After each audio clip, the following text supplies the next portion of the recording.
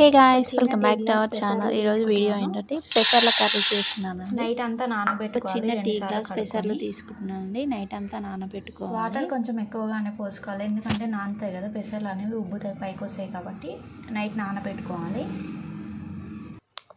పెసర్లు ఒక 15 నిమిషాలు ఉడకబెట్టుకోవాలి. మీడియం సైజున 5 ఉల్లిపాయలను తీసుకుంటున్నాను. పెసర్లు చూసారా ఉడికిపోయాయి. పెసర్లు పక్కన పెట్టుకొని ఆనియన్స్ కట్ చేసి పెట్టుకోవాలి. అలాగే పచ్చిమిర్చి కూడా కట్ చేసి పెట్టుకోవాలి. ఇందులోకి ఒక టమాటా కూడా యాడ్ చేసుకోవాలి.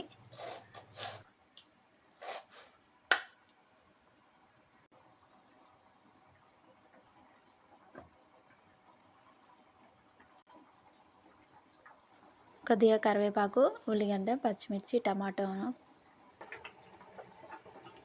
స్టవ్ మీద గిన్నె పెట్టుకొని 2 టేబుల్ స్పూన్ల వరకు ఆయిల్ వేసుకోవాలి. ఆయిల్ కొంచెం హీట్ అయిన తర్వాత పోపు గింజలు వేసుకోవాలి. కరివేపాకు, పచ్చిమిర్చి యాడ్ చేసుకోవాలి. మంట అనేది సిమ్లో పెట్టుకోవాలి. నేను చూసారా మంట ఎక్కువ పెట్టేసరికి పచ్చిమిర్చి మాడిపోయాయి.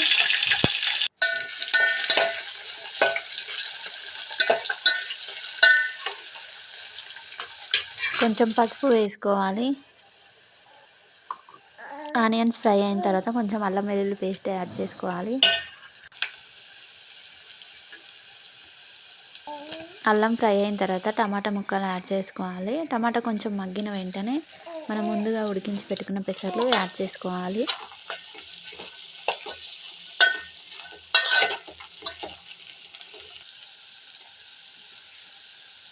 పెసర్లు ఒక 5 నిమిషాలు ఫ్రై అయిన తర్వాత రుచికి తగినంత కారం వేసుకోవాలి. నేనైతే పచ్చిమిర్చి వేసాను కాబట్టి 2 టేబుల్ స్పూన్ల వరకు కారం వేసాను. అలాగే సాల్ట్ కూడా వేసుకోవాలి. ఒక చిన్న టీ గ్లాస్ అన్ని వాటర్ యాడ్ చేసుకొని ఉడికించుకోవాలి.